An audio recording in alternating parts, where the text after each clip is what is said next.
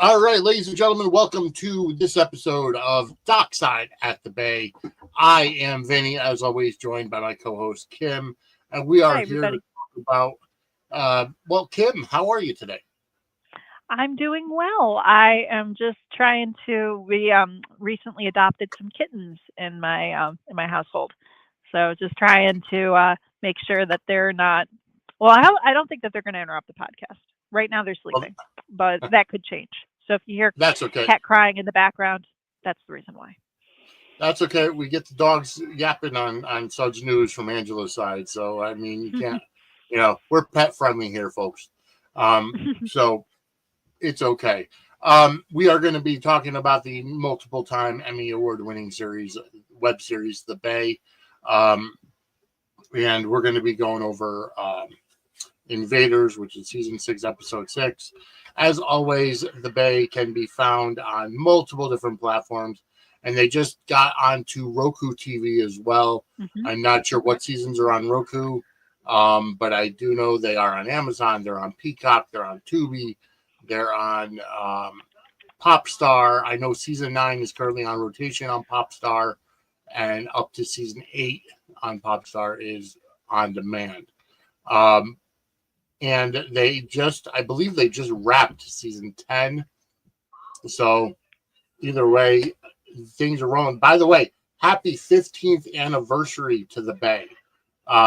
It's since the first film, the what became Bay the Beginning, um, was in 2010. So it's been 15 Mm. years of the Bay. And just for I just pulled up on Roku. It looks as if they have they have season one, but they have in parentheses 2016. So it says seasons 1 through 8, and then season 2011. So a little cryptic, a little Yeah, it could strange, be. I'm but wondering if either I'm way, wondering it's showing up on if Roku. I'm just not really sure I wonder exactly if which season episodes we'd be seeing there. I wasn't wonder if season 2011 is Bay the Beginning. Possibly, it might be because it just says season 2011 parentheses So 2011. yeah, could be. All So right. let's Well, go either with that. way, they did bring it to Roku, so Yeah, that's one all that other place matters. to check it out. So that's great. Yes, of course, exactly. But we've got a lot going on. I do want to say that this episode is, as always, powered by W Energy. That's Dubby Energy, and actually, I'm drinking right now the W Hydro blend of watermelonada, which is watermelon lemonade. Ooh. W Hydro, which is hydration blend. I don't always do the energy blends because sometimes I don't need to be on the energy, but I do drink the hydro a lot, and they do offer great hydration drinks and flavors. The energy drinks, it's jitterless energy because it's made from the coffee fruit extract. And even those flavors are delicious as well. I usually do those every day in the second half of my workday. So either way, W Energy, go to dubby.gg and use the promo code Suds Media for 10% off your purchase. All right. As always, we are here to talk about the Bay in Bay City. And I'm telling you, we mentioned it last episode, but this season 6 is probably the heaviest season of any hmm show that I've ever seen. Yep. Yep. No, heavy definitely is the best way to describe just between the COVID arc that they have taking place, intersecting and intertwining with Black Lives Matter arc that we have RJ kind of experiencing in the previous episode and in through his arc throughout the season. It's definitely heavy. There's definitely lots of moments that kind of make you sit back and reflect on a time period in our country that was not that long ago that just it can be a little bit I don't want to say triggering, but it can bring about some just intense emotions because it was an intense time. And I can honestly say that Exactly. the Bay handles it with a nuance that I really appreciate, but it can be kind of tough to watch in some scenes and some sequences. Yeah, you're exactly right. And I mentioned it. I mentioned in the last episode that sometimes, I watch soaps, entertainment, whatever, to escape from the real world drama, the real world issues. I don't necessarily want them especially while we're going through it. Like there's a difference between like with Robin and Stone on General Hospital going through the HIV and the AIDS thing, because that was still like they were a few years into it, and it wasn't necessarily like brand new. COVID obviously is brand new. Was brand new. I don't think they shot it during the COVID era, so they're kind of a couple years removed, I would assume, or maybe a year removed. But to bring in the COVID pandemic issue along with the Black Lives Matter um, issue into the show, it's like it's the show is not Law and Order. I appreciate that they are trying to tackle the heavy subjects. I want to see how they're going to tackle it. Mm-hmm. Just seeing how they decide to, and it's funny you even mentioned how there were some shows leaning in. There were only really a handful that heavily leaned into the COVID. I can almost count on one hand in terms of network television, but I'll say even watching this, and I'm just bringing this up because they did so well at the Emmys, which took place just the other night. But the show The Pit is one that didn't shy away from COVID, but a few years out, but still exploring it, still discussing the impact it had on the lead character on that show, played by Noah Weil, who's amazing. Just because wasn't seeing, that like a spiritual? Isn't that like a spiritual successor to ER or something? Yes, it's definitely, because there was a rumor that there was going to be an ER sort of, not sequel, but sort of ER kind of newer version of it, almost a revival. But it wound up kind of becoming distilled into The Pit, which is still kind of follows that model, so to speak. But amazing show, very, very well done. Shows the hospital the characters dealing are not the same. No. Noah Wyle doesn't play his old character. We're not seeing George Clooney, and we're not seeing Juliana Margulies, and we're not seeing any of those folks. Although it does seem like Juliana Margulies kind of just dropped off the face of the earth after ER. I haven't heard of anything from her. Oh, she did The Good Wife, which was really, which I really enjoyed. And obviously George Clooney just went on to just be George Clooney. Wow. But but just coming back really quick to a show that does kind of tackle COVID in a way that even it's still watching some of those hospital scenes and then watching the Bay up against it. I will say that it does, these shows, they know how to hit. They know how to just kind of strike you where it's still feeling raw, because a lot of the hospital stuff is just, and they don't shy away from it in the Bay at all, especially with the arc that, we see with Matthew, and we see that the hospital is a present part of Bay City. And we definitely see that playing out in this season for sure. And I know that it just the intensity ramps up on that side. And I can honestly say that it's difficult to watch, but I can also just I appreciate that the Bay just went there with it in terms of that and just showing, because it feels very, very real and very raw even still. So exactly. Yeah. But either way, it's one of those things. I appreciate tackling the thing. Maybe it just, I don't know. It's just a very rough situation. Probably because we all lived through it. I mean, with the HIV and AIDS crisis, I'm wondering if people in our age group now, back then, felt kind of the same way when GH tackled the AIDS crisis. So I've only seen that story in clips because I was a mere child. Yeah, exactly. We were children. I was a youngin back then. Yes. But no, it's just, soaps don't shy away. And back in the day, they and not to say that they still don't in doses here and there, the big four on the network, but I do, the Bay kind of following that model and just leaning into heavier things. You gotta appreciate the fact that they were willing to just kind of go there. And this episode is very, the intensity ramps up this season, but this episode was no exception to that rule. They cram a lot in, and I don't even know what the runtime was. It's probably around standard half hour, but it was about 40 minutes. Yeah, it was a long episode. One. It was funny too, though. There was one because I watched with subtitles, and it did say at one point subtitle dramatic swishing. I think it was like a musical cue or something like that, but I'm thinking, yeah, the show is doing a lot of dramatic swishing today. Uh, well, folks, before we actually get into the Bay, I mean, we did start talking about it, but I do want to let everybody know, got a couple really big things coming up here at Suds and Squared Circle Media. As everybody, I want to remind everybody that coming up on Saturday, November 8th, starting at 3 p.m. Eastern, going for 24 hours, we are going to be doing our second annual 24-hour podcast-a-thon to support Samantha's Friends, going from Saturday, November 8th at 3 p.m. Eastern to Sunday, November 9th at 3 p.m. Eastern. We are setting up a bunch of people, lining them up to come on. We've already got Carolyn Hennessy, who said she's game for it. We've got Gregory Martin, who said he's game for it.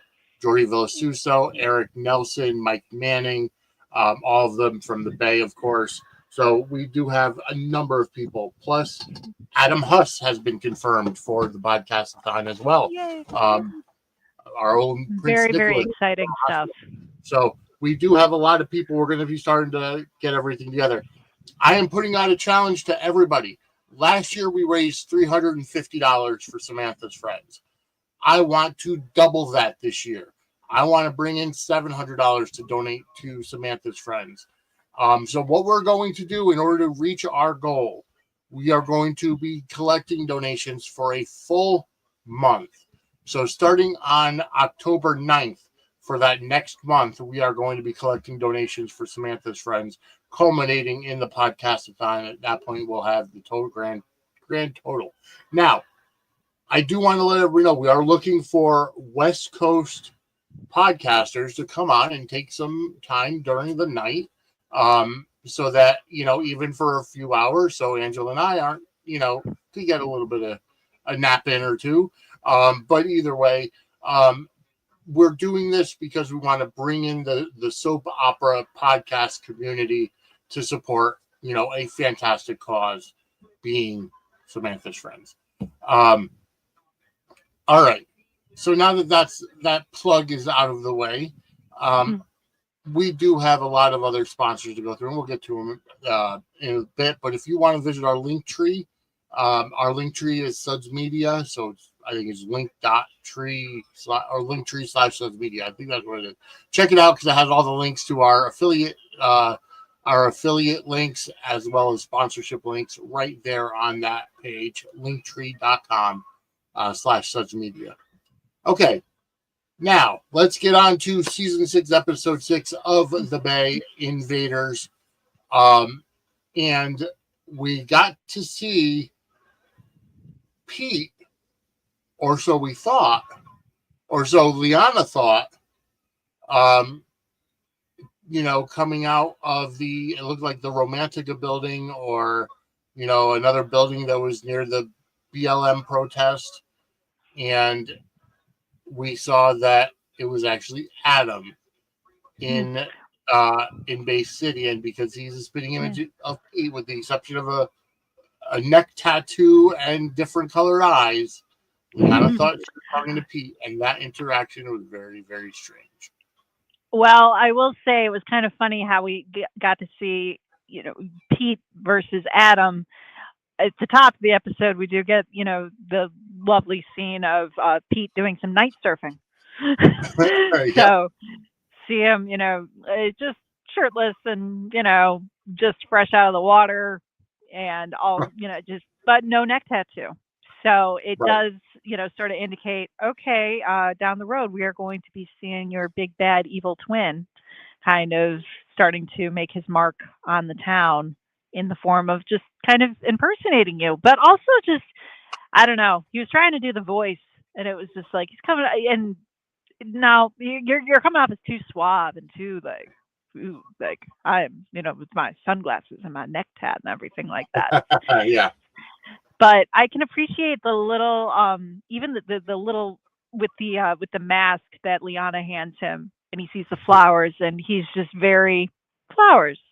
All right, they do, he's got that sort of the kind of snarky sort of evil twin sense of humor that they kind of bring in little facets of here and there, which I appreciate. It must have been fun as hell for Christmas to be able to kind of take on this and play this just polar opposite of Pete, and just being able to play this character because it looks like he's having fun with just being able to the different expressions and the different way that he carries himself and everything like that. It must be so much fun as an actor to be able to experience. And I'm glad that the Bay decided to go that route.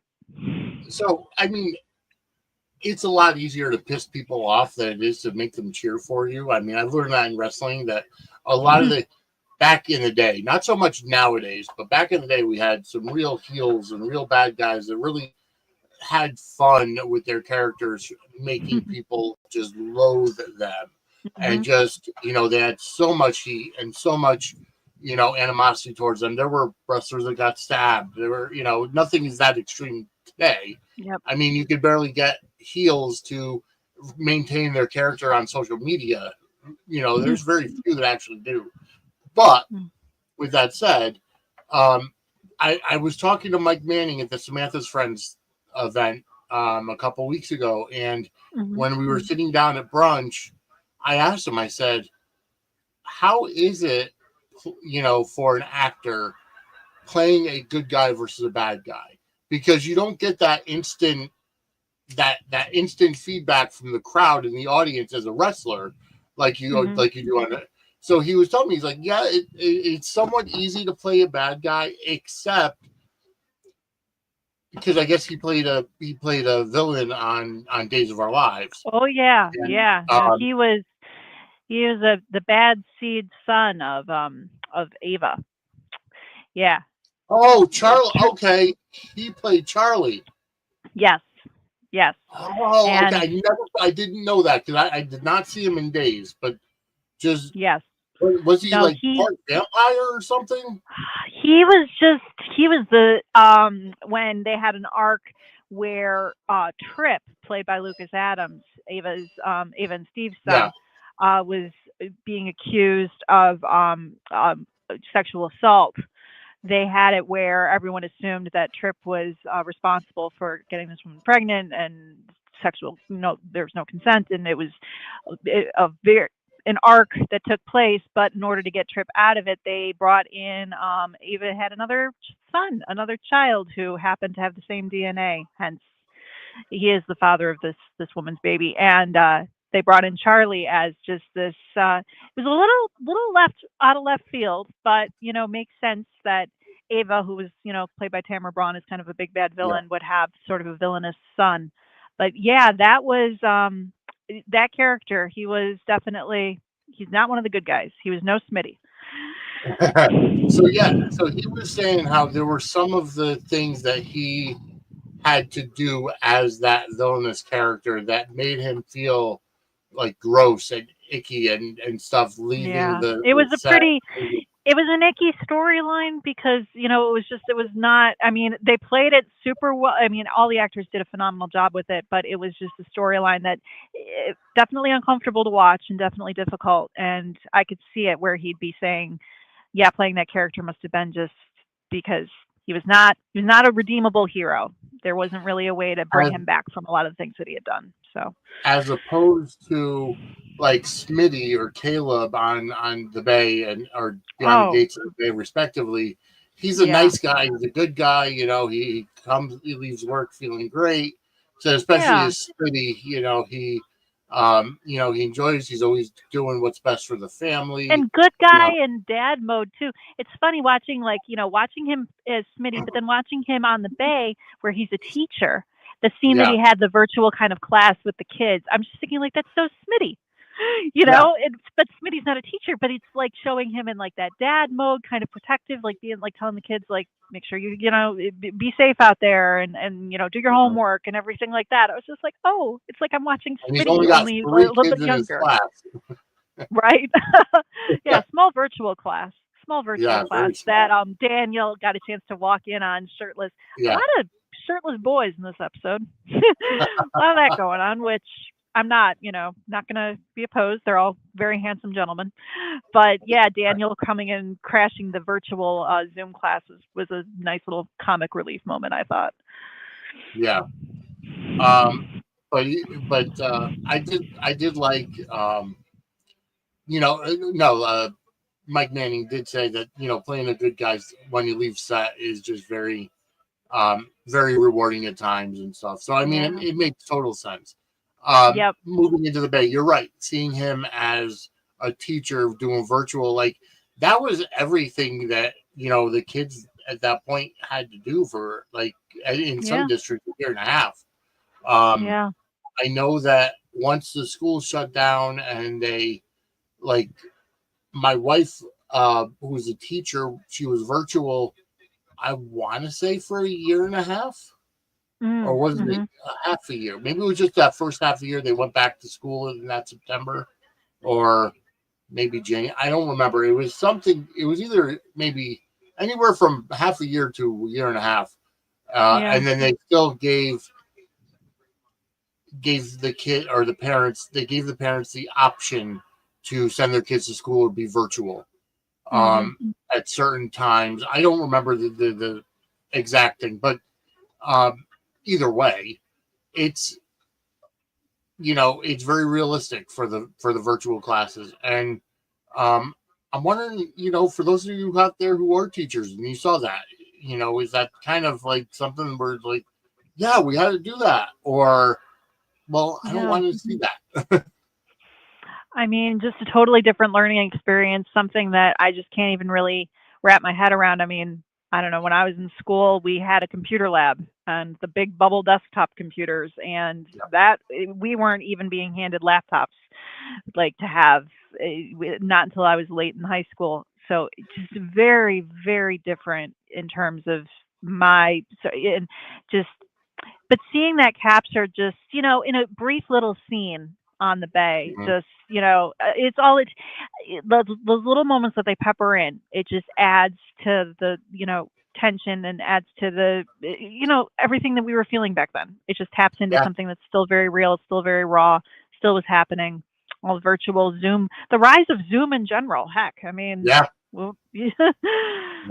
so yeah, just but it was just interesting seeing him just being able to just kind of, playing that sort of in that dad mode, but playing, with Daniel and that couple, which those two have my heart. I really do appreciate, and but I appreciate just the layers that they give them in their kind of situation currently on the, with obviously with Matthew and that kind of hanging in, Daniel's it, Yep. and just all the culmination of them on the trail together and those scenes. The scenes between the two of them were just stellar, I thought, in this episode, and it just They really really were. brings out just a really, side of their relationship and just some insecurity, but them resolving it. It was just such a nice. Those two actors play off each other so well, and I just really appreciated the writing for Yeah, that particular sort of their scenes. I just thought, they knocked it out of the park. it was fantastic, and just the way that I almost said Smitty for a second. The way that Caleb brought up, how Eric is so hung up on Matthew, and Matthew's like, listen, I care about him, and I like how they kind of wrestled with the thought of, Eric wanting to go to the hospital to see Matthew and make sure he's okay, and Caleb bringing up the idea of, so you're going to put your health and my health at risk to go see him. Right, Like he's right. got support system, he's got family, he's Mhm. got whatever, and he's got his boyfriend as well. And I get that. Like I Yeah. almost I almost wanted to I almost wanted to see Eric go, but then be denied because he's not immediate family. You know what I mean? That would have been an interesting kind of facet for them to play for sure.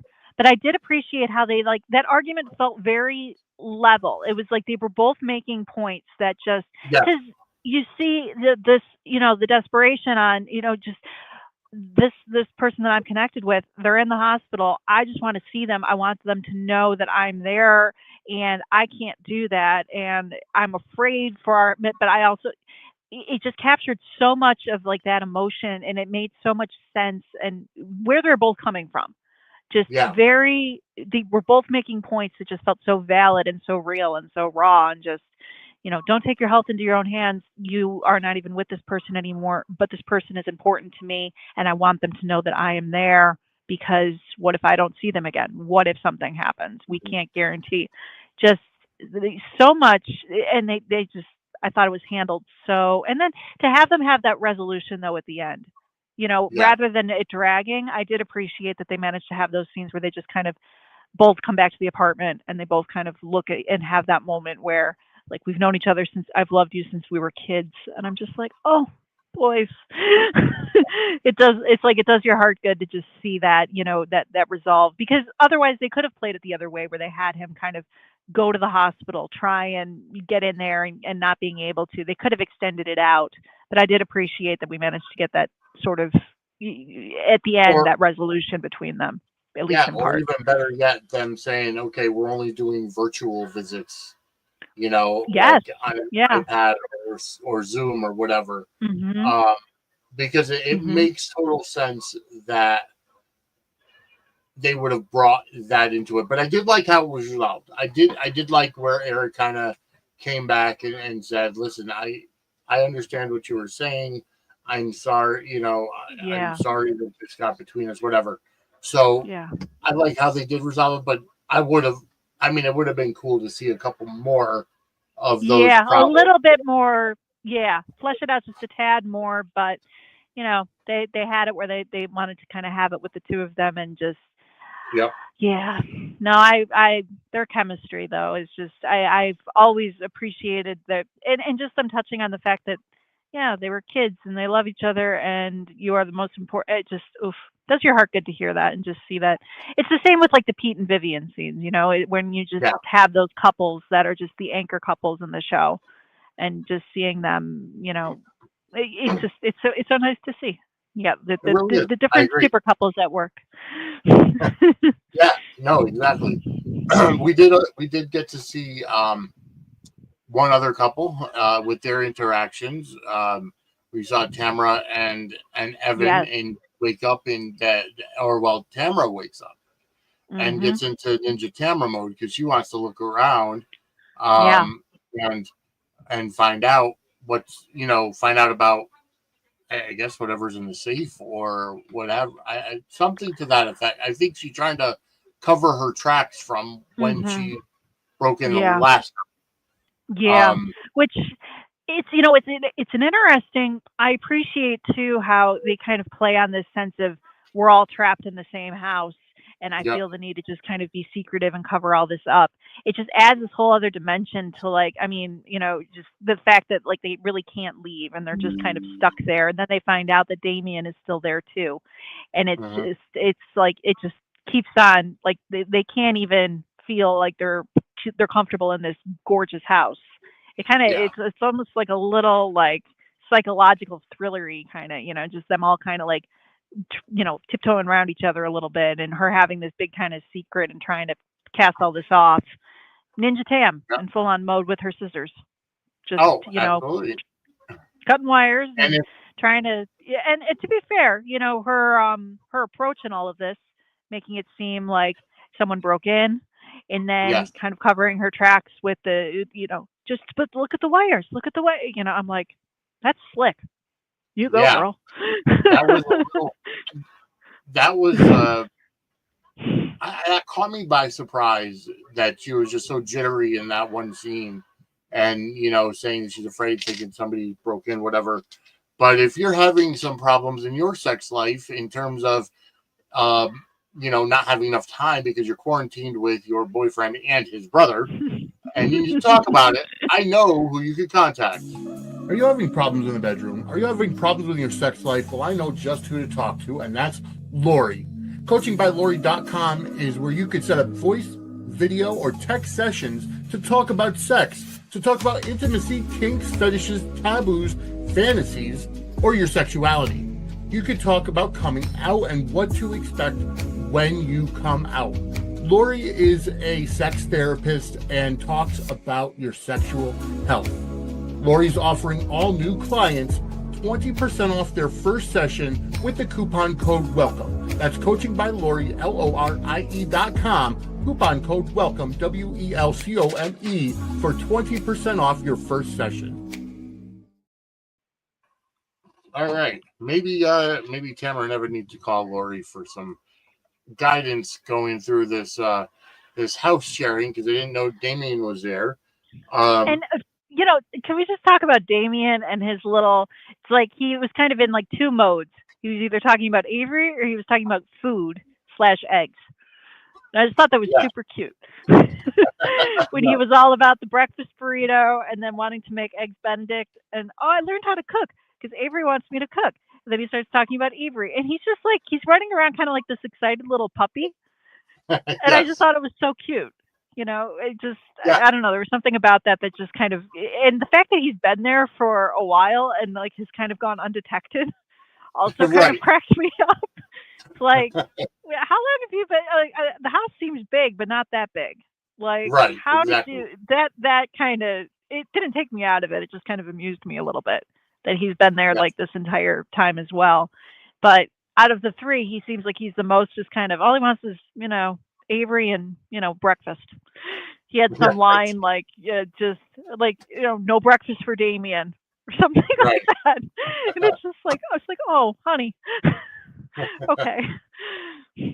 But that's like an interesting dynamic there for sure. And then you have Evan too, who's like negotiating all of his stuff, and he's got drama going in another sense. He's not being all like secretive, running around with scissors, but he's got his whole situation, his phone call with Pete, which was very intense. I know the two of them have kind of a combative relationship, but my goodness, Pete was, and to be fair, Pete had reason to be stressed out. The whole I'm getting swindled, my overseas account is being hacked, I'm losing, I can't, that would be unnerving to anybody. But he was definitely, he was not in the mood to play games when he was on that call with Evan. And of course, he points at Steve because he knows that's who has been the plague in his family's, the thorn in his family's side for the past, number of years. So he automatically thinks of Steve. And I got to give it to Matthew Ashford. Just the way that he just comes in for that brief little thing, dressed as all high, chic and ready to put on the hood. Or I don't even know what it's called. But the I wasn't sure myself, but he had the whole robe thing going, just very trying to be like this Zen master of all things. And I'm just like, oh my goodness. And wouldn't you know who won the pony and who's in there with him but Orchid? And they're in Turkey. They're in Istanbul. Yes.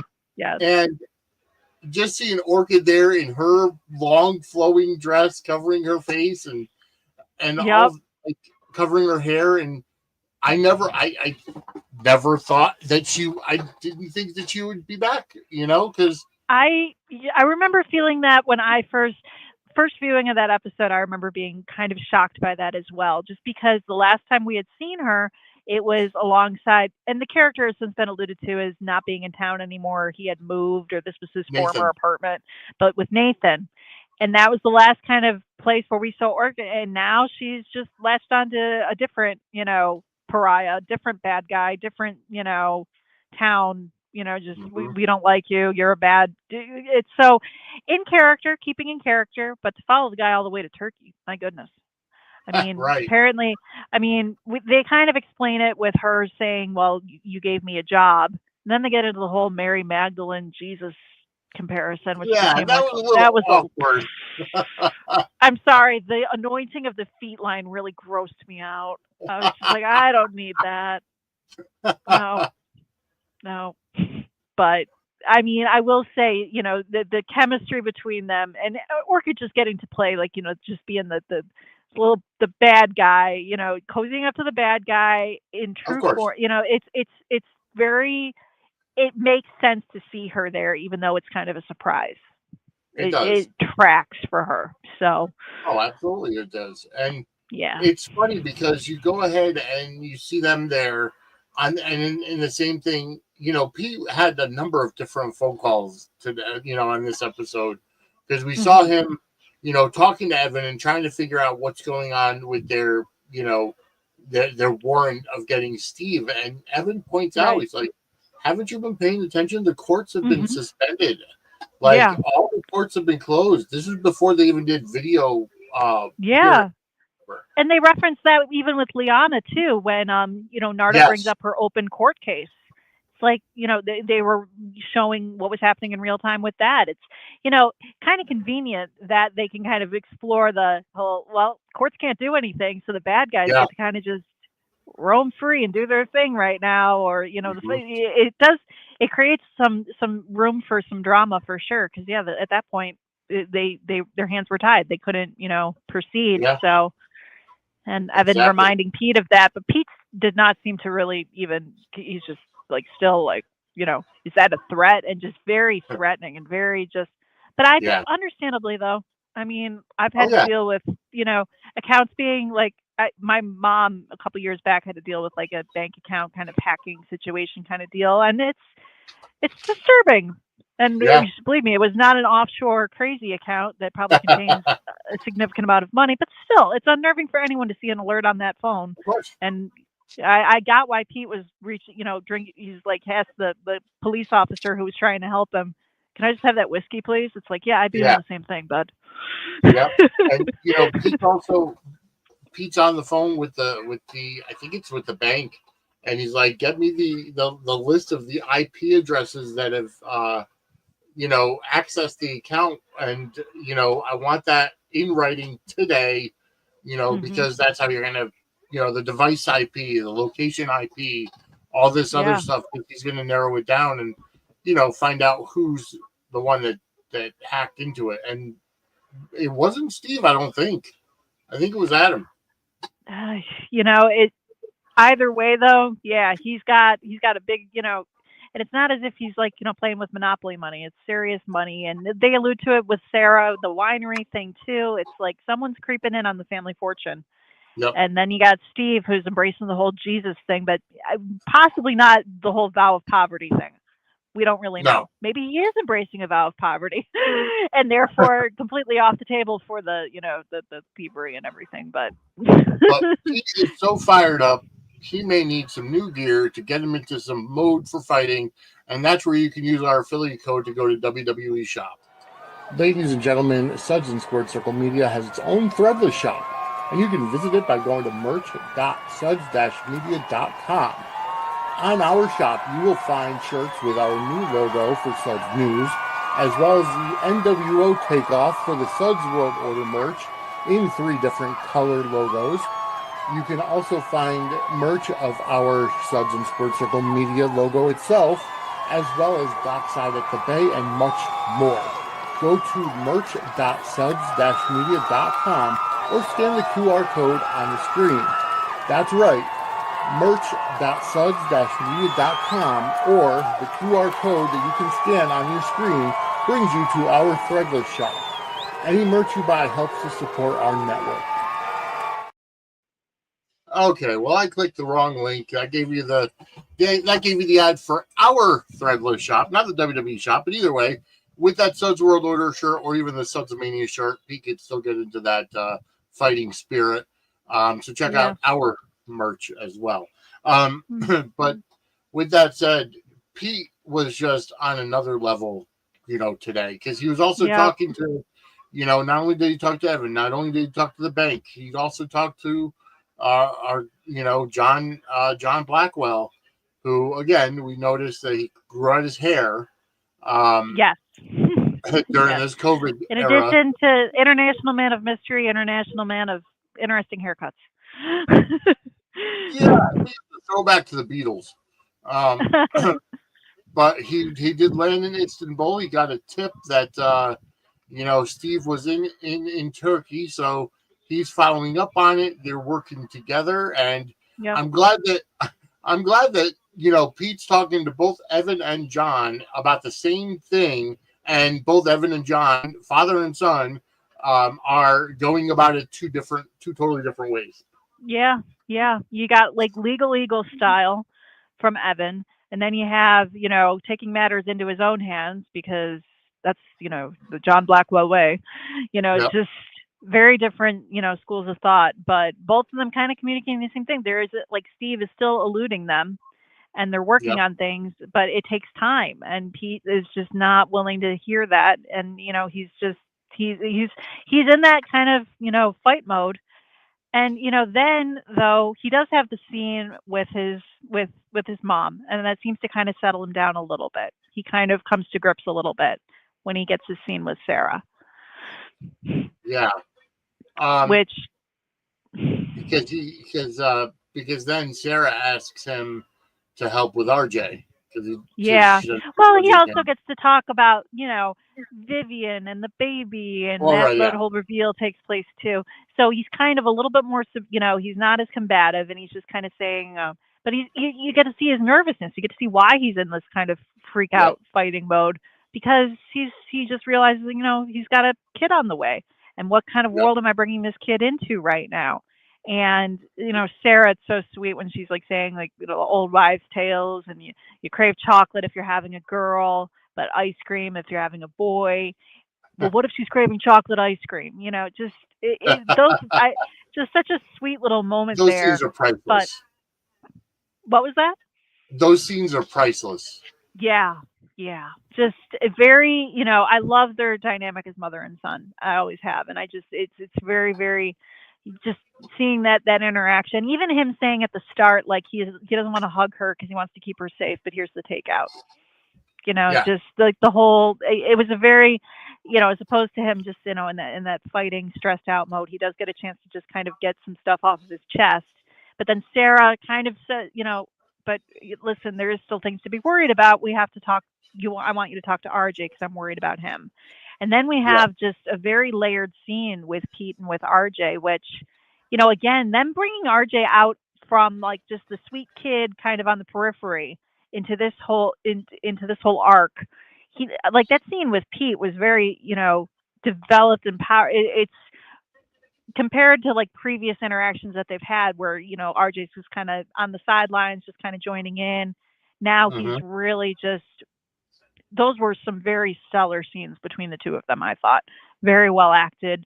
Dialogue, I think, was very, you see where both of it's similar to the Daniel and Caleb scenes, where you just Yeah. see it was a very layered, very balanced back and forth, where they're both making Yes. points where it's just Yep. like, I hear what you're saying and I agree with both of you on certain sides of what you're both saying. Like you could just see both sides very clearly, and I thought it was a very well constructed, just dialogue between the two of them about this issue and something, just a very real, very grounded conversation.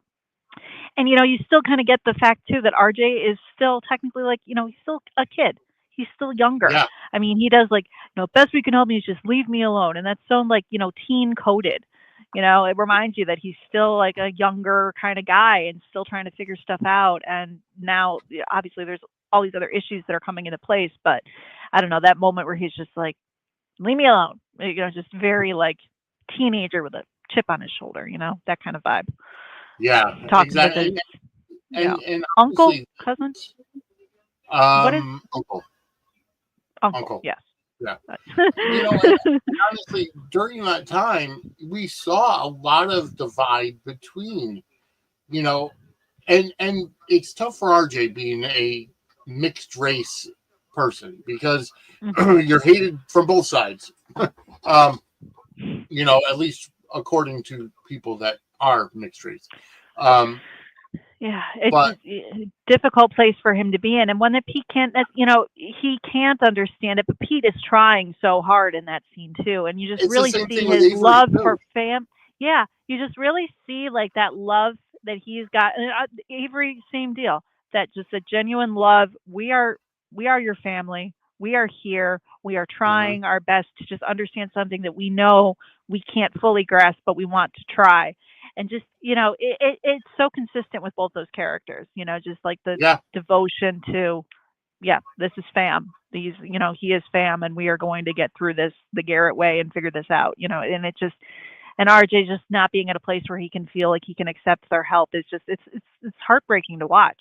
It really is, it just really seeing him is. so lost when these people are trying, they're just trying their best to all help each other and get through this, and RJ just can't, he's just going through so much, just so much layers, so much Yes. nuance. And I liked how they did that because let's face it, as white people, we never face the challenges that even to Hmm. this day some black Yeah, people and a lot of different cultures yeah, face. um and it's not some, and I'm not coming off as a white hating white person. That's not me. And I'm not going to say something like no, but stupid, you know different experiences, things that we will never. We have privileges, we have experience that other there is experience that we will never have, and right. there is, And you know, unfortunately it's still around today in many ways. um of course it's so for somebody who is a mixed race, because we know that Tony is a black guy and we knew that Marley was a white girl. So for a mixed race child like RJ, sometimes even they're not accepted by either group because you get a lot of the white people that don't want to have anything to do with somebody who's mixed race because it's yeah, tainted, which is bullshit. And then you don't get the support from the black community because you have part white in you and you grew up with some kind of privilege or whatever, especially the Garrett. yeah, yeah. So you're Yeah, because for a he is character like, coming from a. It's an yeah, interesting perspective. He is coming from a privileged place in terms of who his family is, but he is experiencing something that the rest of his family is not experiencing because he is the only mixed race yeah, member of the. So it is just them just fleshing out this character so much and using this as a vehicle to do it. It's just very, and then yeah, it just, I appreciate so much just the fact that they were just willing to kind of go there, to lean in, to flesh out this character and bring him out in these ways that you kind of never really expected to see transpire or play out, just given the way the character was brought on the scene as like a little kid and then just kind of on the periphery, kind of on the sideline. The fact that he's just such a focal point now, and it just it adds to the layers and the depth that they really are throwing into this season. It adds to the heaviness and it adds to just so much. And those yeah, conversations, I thought that conversation, the scene with him and Pete was just so well done and so well acted, and I just can't get over that. That they play yeah, off each other very very well, and it all just felt very natural and organic and just yeah. And the same can be said too for the scenes with Liana and with Nardo too. We got some yeah, really dynamic family scenes in this episode. exactly. Especially I and another relationship is the one I love their chemistry as grandfather granddaughter, and just Yeah, how he is like so protective of her and in this entire situation and her frustrations, just that all also just felt so well done, and it just hmm, great scenes and a good balance too. You get a little bit of like the humor, a little bit of light with like his leaving the tools everywhere and saying like, well, this is an obstacle course for you to get around, practice your dexterity walking around like all the tools that I've got on the yeah, floor and stuff like that. But it then light and like kind of lighthearted, but also the sense of just history, just such such a powerful scene, so well written, yeah. and I just really appreciate that level of writing that is being applied to this character, And these two characters in that relationship. I could totally relate to Liana for her saying, I feel like I'm, trapped in the Hmm. apartment. Yes. And she brings up with what Colton, had said to her, Hmm. because he lives in that same complex. And then, um, Yeah, leave it to then freaking having, Colton to move in right next door and yeah, just add to that stifling feeling that she feels like she's not safe anywhere almost, because yeah, or yeah, frustrated because can't leave. You want to leave, you want to be out there supporting, but you also just know that you're trapped. You're trapped in like yeah, this crazy world on both sides, and that feeling was just so. It's so again with the raw and just it hitting in a place that still hurts, because it's like yeah, we all felt yeah. that way. That just confining, stifling sort of helplessness. So they And definitely capture that so well there. exactly. And for people like, I would love I would kind of love to see Sarah as the talk of quote unquote lockdowns, loom in the air for a lot of the COVID.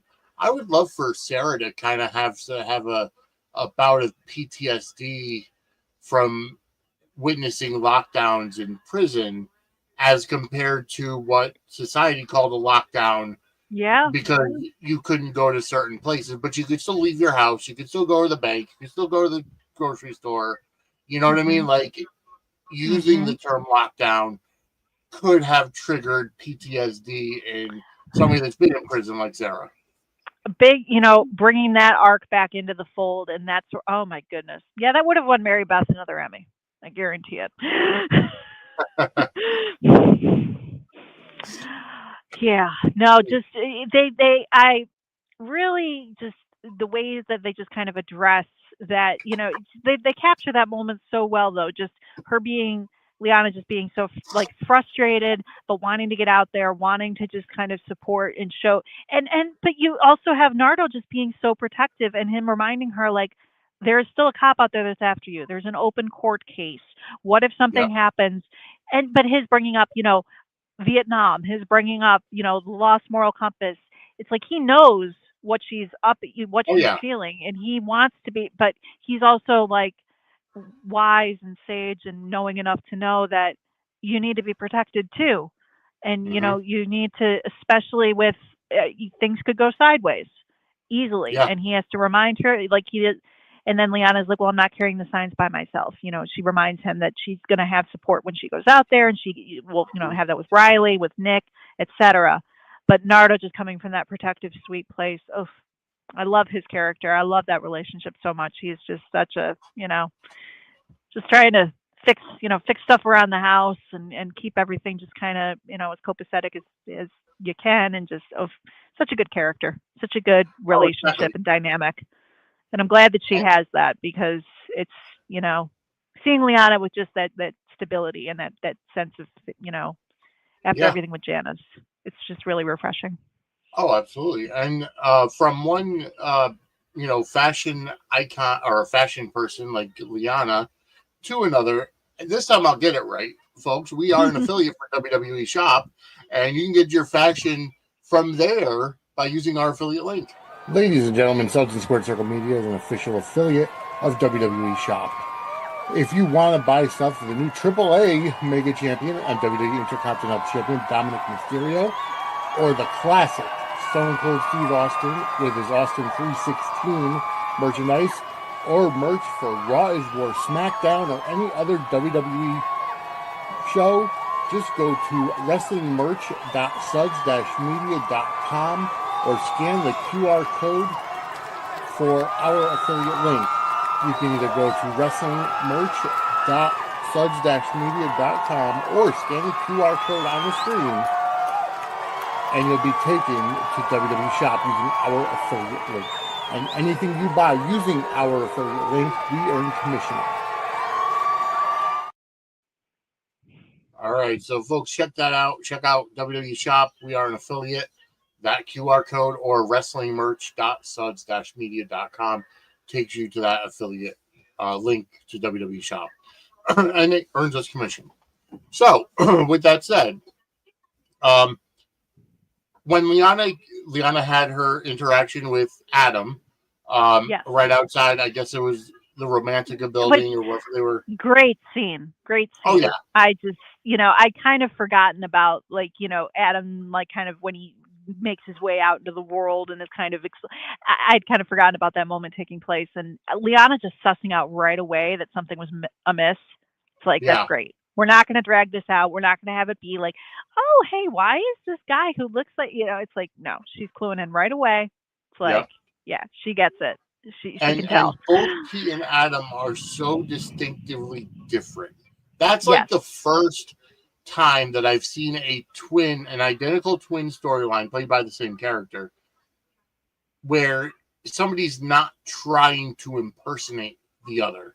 Like Adam could have come in with the same kind of demeanor or what have you as Pete and kind of blend in, kind of take his life. Like we've seen numerous times on soaps between Stuart and Adam on One I Life to was Live, just gonna say, All My all my Children Are, children. I was just gonna um, say, like, or best, you know up until the Anna and Bay, probably my Alex. favorite representation when it comes. Well, also Janet and Natalie from All My Children, but like the whole twin, impersonating thing, soap trope. Been there, done that before. Seen it, Yeah, really well acted, really well done. With this, they do just put their own little Bay twist on it, and it's fun. yep. Like Anna and Alex on GH or All Mm, My Children, and Ryan and Kevin on General Hospital. So, yes, you yes. know, it's been done a number of times, and they didn't do it here. Like Adam is distinctly different from the very beginning, a different voice, different Hmm. accent, different way of speaking, kind of a more uh, air of righteousness that Yes. Adam has compared to Pete, who, while growing up with all this privilege, all this money, all this stuff, he's still down to her. He's the one that's going to get his hands dirty. So you Yep. could tell the differences right off the bat between these two twin brothers. Absolutely. And it's Liana's just noticing right away though, like what's going on with this whole situation. Sorry, had to Yeah. power up the computer here. Yeah, just really just I loved, like, as introductions go to a character. I feel like, Yes. they wanted to just make it known, yeah, Big Bad Adam's in town now. This is the situation, and he owns it. He owns it so well, and Yeah. it's just so fun to see play out. Just like this, like, reveal, and just because we're still a little bit just like, wait a minute, like he's an imposter. I mean, we even see, like, Lex and Pete just trying to wrap their brains around the whole imposter thing, and them still trying to wrap their Yeah. brains around it with Sarah and figure out how Tobin is tied in, and how could Tobin not know? Which that Yeah. that does beg the question: how did Tobin not know? Like, come on. Right. Like, just that whole. But they do their best to just kind of, they explain it, but then they just let the character just kind of fly and let him do his thing, and it's just like, yep, this works. We can, this Yeah. this is working, and like it's weird, twisted way. And you've got like his little interaction, like I alluded to with the mask, when he's just like, flowers, interesting, or whatever the line is. The way that he Yeah. says that, just so like, oof, and doesn't even, like, throws it off to the side and doesn't even bother wearing it when he gets into the car. It's just like, it sets that scene for the character just so well. Like, oh yeah, this guy is just oof, yeah, Yep. he's up to stuff. So no, just Exactly. very fun scenes, and it just, even Liana's reaction, just like her just being all, what the fuck's that? Just like saying what we're Exactly. all thinking, like, just speaking for the audience in that moment. I loved it. Yeah. Then she meets up with Riley, Riley and Nick in the in the offices. They're getting ready to go out to join the BLM protest and all that. And I I'll keep my comments to myself about certain things, but I honestly would have liked to see some dissension a little bit between. I mean, I know we saw dissension between Nick and Liana because Liana had made some comment regarding Matthew. I believe it was either Matthew Yeah, or no, she kind of mentions how, um like, younger people in the 20s, right. she's kind of talking about worst case scenario that could be Yeah. potentially playing out with Matthew in the hospital, even though, like, Riley was kind of saying, like, he's going to be fine, everything's going to be okay. And Yep. she just kind of doubles down on the same point that others says, that Daniel was kind of saying, where it's like, you don't know Yeah. that. Younger people in their 20s, one day they're fine, the next day they're, and then Nick immediately is like, why would you say that? Yeah. And then he even accuses, like, they kind of get into a back and forth about, like, him being there by himself. Well, what? So he's a guinea pig then? And Yep. Liana just saying, like, she's just trying to manage expectations. Like, and then you got Riley just trying to smooth the path between both sides. We're going to go out to a protest now, and we're just going to go out Yeah. there and be positive, spread positive. It's like, oh, there's like no positivity there. It's just all just this negative, chaotic, crazy energy. And you got, them just kind of thinking that they'll go out there and, but it's just, no, you're entering in from one chaotic space into another. And, Right. it's Exactly. all, they really do a good job of just kind of highlighting that tension and highlighting that just strife and everything that was going on in that scene. And you just feel so for you, and all of them making valid points. That's what the show is so good at, when they just, it's not like, you got one character up on this like high horse, just like pontificating, and everyone says, oh, we agree. It's like, no, we get balance. We see both, arguments and points being made. And it's just like, okay, yeah, I agree with both of you, but this argument is just making sense. There's layers to it. It's a constructed dialogue that works versus just, spouting off in like monologue form to somebody, and I just appreciate that level of writing that's shown to it so much. Well, I think we've kind of covered just about everything on this we did mention the scene with Evan and Tam towards the end before the turkey reveal, where she's like, with the camera wire, because I just when she like highlights that, and then Evan's just like, oh, like, because that's like, just kind of a icing on the cake of all that crazy that's happening at the house, and Tam trying to be all ninja slick moves, trying to with all of that. But just another capping off, and then just having the final scene just be like, we already discussed it, but the whole Istanbul thing, and just seeing Orchid and seeing Steve, and gosh, just when you think this show can't throw any more like little twists and turns in your direction, there's exactly. It's just like, okay, now we're here. All of a sudden, cut to Turkey, cut to this whole sequence, and even Steve still finding a way to be threatening while wearing like these holy man robes. Glad you recognize I made you what you are. Don't F it up. Just like, oh, you're still that. Oof. Mad Ashby, I tell you. Exactly. But folks, we are out of time. We did talk about this episode. As always, you can find The Bay on multiple different platforms, whether it's Peacock up until season 6, Amazon Prime up until season 7, Tubi, I believe, goes up to season 7 as well. Now you have Roku up to season 8, Popstar up to season 8 as well, and then you get Popstar currently having season 9 on their daily rotation. Bay the Beginning is found also, it looks like, on Roku at season 2011, as well as Bay the Beginning itself on Amazon Prime. Kim, where can everybody find you? So I am Misfit8690 on Twitter/X, and a Little Misfit 52 on YouTube, as well as on Instagram. Feel free to find me there, chat about soaps or whatever strikes your fancy. And you can also get a chance with YouTube to just see, in addition to some fan edits that I've got made there, we're going to have, I'm locked in and subscribed to our whole Suds channel that's all over YouTube right now. Yes. And you can follow it on YouTube, youtube.com/@suds-media. But also, if you go to suds-media.com, it goes right to the YouTube channel. So check it out. Hit that subscribe button. We want to thank the 38 people that subscribed over the past month, raising us to 251 subscriptions, over halfway to that 500 benchmark. So keep sharing. Keep going there, hitting that subscribe button, turning on the notification bell. You get everything that comes on to our network, whether it's wrestling or soap opera related or anything else for that matter. You will have a blast. So hit that subscribe button, turn on the notifications bell, and I definitely like the videos. Leave comments, react to comments. That's how you help us with the algorithm and get in front of more people. We do put up shorts as well as teasers for Suds News and Dockside at the Bay and whatever else that we can. So check it out. Those are up on TikTok. Our TikTok is @Suds_media. Instagram is @Suds and Squared Circle. Threads is the same as that. Blue Sky is suds-media.com.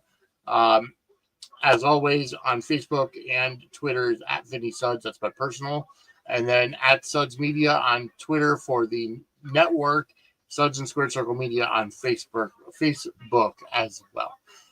That's a lot to talk about. Visit our Linktree, linktree.com/Suds Media. That is where you'll find some awesome offers, like 50% off The Farmer's Dog or 20% off Hulu. as well as different affiliate links like we have for Set App, which works on the Apple operating system. I use Set App, one of the programs from it, just on Sunday to convert a video from one file type to another. If you have a MacBook or an iOS system, download Set App. You can go to setapp.com. We have our affiliate link on our Linktree. We also have 1-800-JUNK. Was it 1-800? Oh crap! I think I forgot what it was. But excuse me. Pack Rat. 1-800-Pack Rat. That's right. It wasn't junk. It was Pack Rat. So 1-800-Pack Rat. We have an affiliate link on our Linktree there as well. And we also have a Safe Shell VPN going on as an affiliate. They're running a special 1 week for 99 cents, 6 months for $29.99. As WWE moves over to ESPN for a lot of its PLEs here in the States, if you want to utilize a VPN to get it on Netflix instead and not have to pay for another streaming service, you can download Safe Shell VPN and check that out. Again, the link is on our Linktree, linktree.com/Suds Media. Folks, we are out of time. We will see you next week on another edition as we're going to sit dockside at the Bay. Have a great night, everybody. Take care, everybody.